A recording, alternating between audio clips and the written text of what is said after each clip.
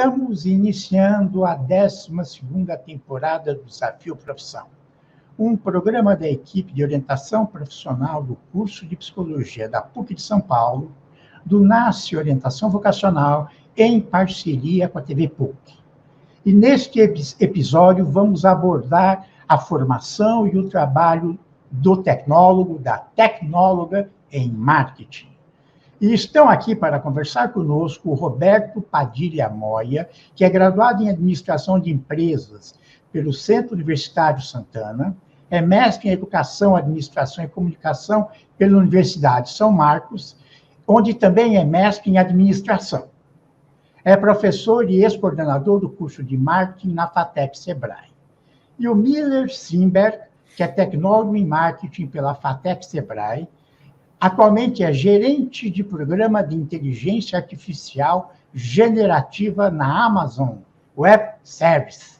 Eu agradeço a presença de vocês. Muito e vamos iniciar uma situação inusitada, até engraçada, a respeito do trabalho ou da formação desse tecnólogo. Vamos lá. Bom, na verdade, eu tenho... O marketing é uma terra de ninguém, viu, Silvio? A gente já começa aí, porque tem muito aventureiro. Eu acho que é porque a pessoa vai para a faculdade de administração, que o marketing está na cadeira de administração, ele olha finanças, ele descobre que não sabe fazer muito bem conta. Aí ele olha RH, aí ele fala, pô, tem que lidar com pessoas. Aí ele vai para lá, contabilidade, auditoria. Quando ele olha para o marketing, ele fala, oba, é só distribuir folheto no meio da rua e está tudo certo. E isso já aconteceu, que eu já fui empresa, cheguei numa empresa em consultoria, e aí eu perguntei para a pseudo-gestora de marketing da empresa, falei, bom, e como é que vocês fazem o trabalho para poder captar clientes, abordar o cliente? Ela virou para mim e falou, quando ela falou eu falei, isso aí não vai dar certo, isso não vai dar certo, isso não pode dar certo. Aí eu jogo uns panfletos, na época a internet ainda não era tão expressiva como hoje. Eu jogo uns panfletos, eu ponho uma faixa, eu faço uma promessa para Nossa Senhora. Olha, quando ela falou isso, eu falei, bom, comecei a entender por que não tem a captação como eles gostariam. E aí tem uma outra situação que eu já emendo aí, depois o Miller também conta aí uma dele. Tem uma situação que eu fui num restaurante, um grande restaurante, o Estadão tinha acabado de comprar, fui enganado, né, porque o dono antecessor, durante um mês, bancou para os clientes irem lá almoçar para parecer que estava volumoso. No 32º dia, sumiu todos os clientes, porque era só um mês, né, assinou o contrato, sumiu todo mundo. Aí fui lá, né, para poder dar umas dicas, e era uma quarta-feira de feijoada. E não, vamos comer feijoada aqui comigo. Falei, não, tudo bem, feijoada, né? A gente não dispensa uma feijoada. Então, mas o Padilha, né? Eles me chamam muito pelo sobrenome. Ô Padilha, mas o que você faria no meu caso aqui para poder trazer de novo esse público? E eu voltei, né, a conversa ao tradicional do marketing. Olha, nós precisamos entender o mercado, nós precisamos entender a região, nós precisamos entender... Tá, mas e além disso, o que mais que você faria? Então, a partir de entender, né, o mercado, você vai montar uma proposta de ações, de abordagem, de como trazer essas pessoas. Mas como é que você vai fazer isso? Aí eu comecei a olhar para ele, meu amigo, por um prato de feijoada, você quer que eu entregue o plano de marketing completo? Quanto é feijoada? Traz a maquininha que eu já pago, entendeu? Então, o que é isso, Silvio? As pessoas, infelizmente, não entendem o que o marketing faz, e nós vamos aqui no bate-papo, eu tenho certeza que esclarecer melhor. As pessoas não entendem o que é marketing, e aí elas acham que todo mundo sabe fazer qualquer coisa no marketing. Por isso que eu digo que virou terra de ninguém, e aí enquanto nós, profissionais de marketing, não começarmos a mostrar para o mercado, calma, que isso aqui não é samba sem nota, que o marketing é uma área que é muito abrangente, não é propaganda, que é o grande engano aí do mercado. Não é isso, Miller? E aí, exatamente. Miller? Olha, a área de marketing, né, a gente trabalha muito perto da área comercial. E tem uma frase que eu adoro, que meu gestor ele fala, sempre que a gente está muito ansioso para fazer alguma coisa, que ele conta uma alegoria. Não sei se vocês já viram a alegoria dos 2 caçadores e do leão. Que tinham 2 caçadores, que eles foram para uma jornada de aventura, e eles foram tirar uma soneca embaixo de uma árvore. E aí, num belo momento, eles ouvem um rugido do leão, né? Então eles sentem que eles estão em perigo. Um caçador já grita leão e ele começa a correr com tudo. O outro caçador corre, coloca o calçado dele de corrida e começa a correr. Aí o outro que correu antes falou, nossa, mas por que você parou para colocar seu calçado? E ele fala, porque eu não preciso correr mais que o leão, preciso correr mais do que você. Porque no final do dia, o mais importante é muitas vezes o preparo. Porque às vezes você pode demorar ali 1, 2, 3 dias, ou às vezes 1 ou 2 semanas para montar pelo menos uma estrutura de um plano de marketing, e você vai ter um resultado muito melhor do que quem já cai para uma atuação, mas mira errado. E o marketing, ele vem justamente para trazer esse olhar analítico. Então, vamos aproveitar, né, de vocês e falar o que faz, então, um profissional de marketing. Olha, Silvio, no mínimo, ele tem que entender o mercado. Ele tem que saber quem é o público, quais as necessidades e desejos. Primeiro, ele tem que conhecer o público. O que acontece muitas vezes é que a pessoa... Eu vou pegar o exemplo de um bolo. A pessoa faz um bolo de chocolate. Aí ela resolve que todo mundo gosta de bolo de chocolate, faz um monte de bolo de chocolate e não vende. Porque está errado esse fluxo. Eu primeiro tenho que entender o que as pessoas querem, o que elas gostariam de ter, para aí sim, depois eu voltar para a minha equipe e falar, olha, o mercado está precisando deste produto ou serviço. E isso é muito comum hoje, porque o que acontece? A pessoa, eu tenho um monte de coisa estocada. O Miller aí depois pode dar algum exemplo também mais prático dele. A prateleira está estocada. Gente, vamos empurrar isso para o cliente. Não é isso que se faz em marketing. Marketing, um ponto de partida, entende o mercado, e aí a partir desse entendimento ele constrói e desenvolve produtos, serviços, estratégias para poder atender esse mercado. Eu faço... Só terminando aqui, eu faço uma analogia em aula que eu digo o seguinte, o marketing está na Bíblia, dai a César o que é de César. É isso que nós fazemos em marketing. Realmente. Eu entendo o que César quer para poder devolver para César. E como é que se estuda esse mercado? Que estratégias se utiliza para conhecer o mercado? Olha, para conhecer o mercado, para você entender o que o cliente precisa, o primeiro passo que você deve fazer, ele começa no momento que você estrutura o produto e a sua oferta. Nós já vemos muitas empresas, por exemplo, onde elas fazem um processo que ele não é focado no cliente, ele é focado no produto. Então, muitas empresas, elas entendem o que elas têm de conhecimento interno, criam um produto ou oferta em cima daquele conhecimento interno e depois eles jogam para o marketing para vender aquele produto. Sim. Só que o que acontece? Aquele produto às vezes não foi construído já mirando em alguma dor de negócio que realmente exista no mercado. Né? E é muito importante que antes de ser feita a construção desse produto, você entenda qual que é o mercado que você precisa atender de verdade e quais ferramentas você precisaria para isso. Mesmo que falte algum recurso dentro da sua equipe, é muito melhor que você consiga desenhar um plano de negócio que você conseguiria atender uma necessidade, para depois você correr atrás de preencher uma lacuna ou outra na sua parte de produto e oferta, do que você criar um produto ou oferta com base somente no que você sabe fazer e depois não conseguir fazer a entrega daquilo de maneira assertiva.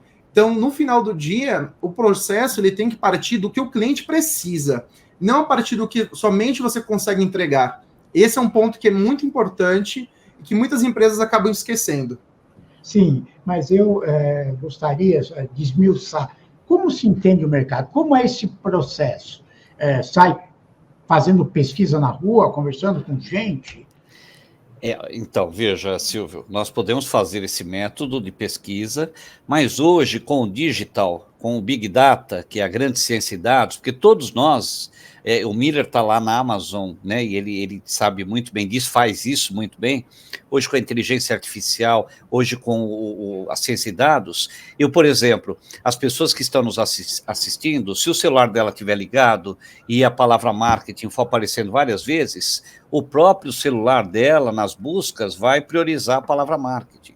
Porque são rastros digitais que as pessoas deixam. Nós deixamos... Silvio, quando você liga teu Waze para dirigir, né? Você, vou num lugar de São Paulo, eles sabem exatamente... A tua mulher não sabe onde você vai, mas o Waze sabe onde você está indo. E aí ele te devolve que ele tem o teu perfil, ele sabe que aquele caminho é mais seguro, ou às vezes ele força você a fazer um caminho de acordo com o cliente, né, que contratou isso no Waze, ou de acordo com o teu perfil. Isso fica muito mais assertivo, porque o digital hoje ajuda bastante, mas pode ser uma pesquisa tradicional como o digital. O Miller entende bem isso aí, porque lá na Amazon eles trabalham muito nesse sentido, né, Miller? Exatamente. E é muito interessante quando as empresas começam a analisar os dados que eles têm e começam a achar respostas. Então, tem alguns casos, por exemplo, nós vemos aqui de empresas que às vezes elas faziam estoque de roupas em uma determinada região, em um determinado bairro, onde ela não estava levando em conta, por exemplo, a sazonalidade local de festas. Então, é muito importante você considerar as festas de uma região e também o clima na região. Porque, às vezes, quando você vai ter ali uma distribuição de roupas por um território nacional, em alguns locais você vai ter uma demanda muito maior. E, para fazer isso, você precisa ter esses dados, fazer um processamento daquilo e fazer o que nós chamamos de previsão de demanda. E com essa previsão de demanda, você consegue costurar um plano de marketing para você poder atender aquele público. E tudo isso é algo que parte de uma análise do departamento de marketing do profissional de marketing. Nós já entrevistamos um episódio que trata de geografia em marketing. Né? Que bacana. Então, ele tendo esses dados na mão, isso que ele pode pegar o censo, né? Que tem dados da região, da micro-região, os programas nacionais de pesquisa, e pode fazer a própria pesquisa, não é? E aí? Como é que segue? Então, isso é o seguinte, o dado todo mundo tem, viu, Silvio?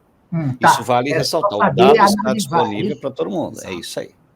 Então, isso vem para dentro, o profissional de marketing, ele faz análise do dado para que ele cruze com variáveis de mercado. Porque, assim, hoje é um dia, nós estamos num dia de, teoricamente, outono, né? Então, gravando aqui no dia de outono, mas está um calor de 30 graus lá fora. Então, é assim, não adianta você... Olha, a informação diz que em abril as pessoas consomem mais chocolate. Mas aí o especialista em marketing vai analisar as variáveis ambientais. Espera aí, o chocolate é bom para o inverno, mas agora está fazendo um calor que talvez ele vá apreciar o chocolate em formato de sorvete, não em formato de barra. Então, o especialista ele tem que pegar as informações do mercado, tratar e isso é um erro muito comum. As pessoas acham que é só pegar o dado e usá-lo. Não, eu vou tratar esse dado, cruzar com as variáveis, para que eu comece a desenvolver qual é o produto que é o mais indicado, qual é o produto que tem que estar mais facilitada a venda para o consumidor. Eu vou dar um exemplo aqui, a cerveja sem álcool, que é a única que eu tomo é sem álcool. Você encontra ela muito facilmente durante o ano, mas quando as empresas as cervejarias fazem uma análise do clima, e se você não sabe se vai chover lá em janeiro, Silvio, para você poder viajar, você liga para a Ambev, você liga para as cervejarias que elas sabem, porque elas já têm esse estudo. Exatamente. Elas sabem. E aí o que acontece? Qual é o principal? O que vende mais, cerveja com álcool ou sem álcool? Disparadamente com álcool. A sem álcool ela fica na casa de 1%, 2% do volume. Então, qual é a decisão que um estrategista toma? Se na época do verão o calor está muito alto, a demanda por cerveja, e isso é indicadores que eles vão construindo histórico. A demanda por cerveja vai aumentar. Para eu não faltar, qual é a cerveja que eu sacrifico? A com álcool ou sem álcool? É a sem álcool. Tira ela. Se faltar, esse 1% vai tomar Coca-Cola, tá? Eu preciso garantir que o meu mercado principal não fique desabastecido. Temos uma pergunta clássica, eu trabalho com orientação e a molecada sempre faz. Qual a diferença entre marketing e publicidade e propaganda? Essa eu posso falar aqui, Padilha, porque pode. Esse é um ponto que é muito bacana, Silvio, que você trouxe, porque eu lembro que na época que eu prestei o vestibular da FATEC, eu também lembro que eu prestei o vestibular para fazer publicidade e propaganda em uma outra universidade. E na época eu não tinha tão bem claro os conceitos por trás de publicidade, propaganda e marketing. Só que depois que eu entrei na faculdade, eu percebi que realmente existe uma diferença muito grande. Porque o profissional de marketing, ele tem que fazer análises muitas vezes matemáticas sobre o público. Então, por exemplo, eu lembro que na faculdade nós fazíamos muitos cálculos ali em cima, pegar ali pesquisa de mercado, fazer o cálculo de média, fazer projeção de venda, tudo que envolve uma análise muito matemática e estatística de um produto. Já a publicidade e propaganda, ela envolve como que aquela mensagem para vender o produto vai ser entregue ao mercado. Seja através, por exemplo, de algum tipo de veiculação em mídia, então você pega ali um veículo credível, você faz uma publicidade através daquele veículo, ou você faz ali algum tipo de engajamento, ou publicação de material pago, mídia paga mesmo, no formato de propaganda.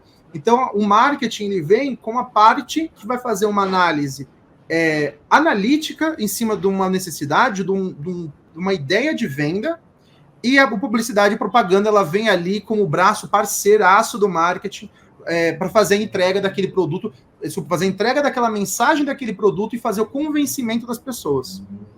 Ô Silvio, esse problema aí, né, de publicidade e marketing, a publicidade nasceu primeiro, que veio pela propaganda, pela comunicação. O marketing, ele veio pela cadeira da administração. Por quê? Precisamos gerenciar o mercado, é gestão. E aí a publicidade, dentro do composto do marketing, que são 4 P's, que cuida do produto, do preço, da praça, que é a distribuição, e da promoção, é aqui dentro desse P que o especialista em marketing, ele planeja a comunicação. E aí a turma de publicidade recebe o briefing, né? Recebe lá, olha, o pessoal de marketing diz, o público Perfeito. É 50 a mais, eles têm esse tipo de lazer. Então, com estas informações, vocês vão criar uma peça publicitária. Então, na verdade, o marketing abastece o publicitário, abastece a turma da propaganda, para que aí sim eles possam fazer as peças aí, que não é só para ganhar prêmio, né? Que na publicidade tem, vamos ganhar prêmio. Não, eu tive um professor no doutorado que falava o seguinte, nós não fazemos comunicação para ganhar prêmio, nós fazemos comunicação para que a empresa ganhe dinheiro.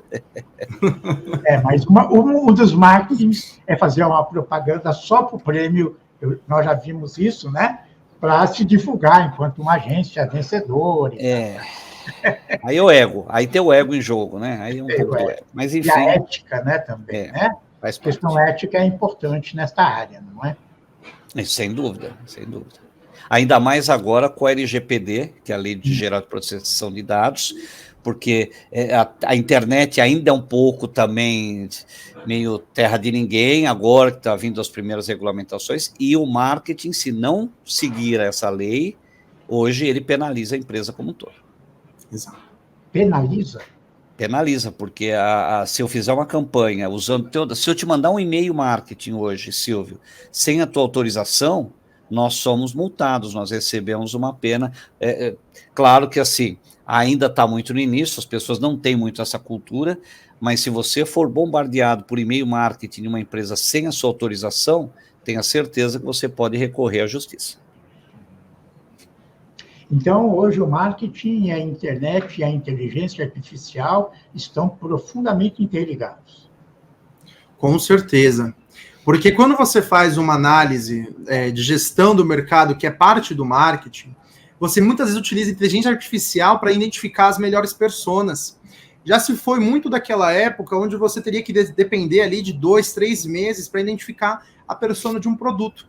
Hoje, utilizando inteligência artificial generativa, e eu já fiz alguns testes com os clientes, seguradoras, inclusive uma empresa da área de skincare, você consegue pedir para uma IA generativa, um chatbot mesmo, se definir como um especialista de marketing e ele te ajudar no momento de construção daquelas personas. Você pode compartilhar o desafio que você tem de venda do produto e você colhe insights sobre quais são as pessoas. E aí que está a grande vantagem para o profissional de marketing que utiliza ferramentas de IA no seu dia a dia. Não é que você vai aceitar aquelas personas que a IA te compartilha sem nenhum critério. É igual o Padilha tinha comentado agora há pouco, quando você tem uma análise de previsão de demanda que te fala para vender chocolate e você olha que está calor lá fora, você utiliza o quê? O elo humano, que é o conhecimento de negócio. Então você pega o que a IA te compartilhou de personas e você constrói em cima daquilo e você entrega um planejamento de marketing estratégico em 1 mês ou 2, em vez de 4 ou 5. Então, agora vamos pegar um pouco da formação. Sabemos, né, que marketing, existem modalidades que formam o profissional nível superior no âmbito da tecnologia, né, modalidade tecnológica, e existem bacharelados. Eles formam profissionais diferentes? Qual é a diferença entre um marketing formado no bacharelado e um profissional de marketing formado no tecnólogo? Olha, Silvio, essa aí vou te responder, porque isso a gente depara quando o nosso aluno vai concorrer a uma vaga de estágio ou uma vaga de emprego. Quando um aluno do bacharelado ele vai olhar um conteúdo de marketing espalhado aí por 4 anos, em alguns casos até 5. E no meio desse conteúdo, há uma formação também mais generalista, onde ele vai ver um pouco mais de administração, lembrando que o marketing é da cadeira de administração, ele vai ver mais, ele vai aprofundar em outras áreas mais generalistas. O tecnólogo, não. Ele é um modelo que já na Europa, aqui nos Estados Unidos, é forte, porque ele forma um profissional mais direcionado, mais focado.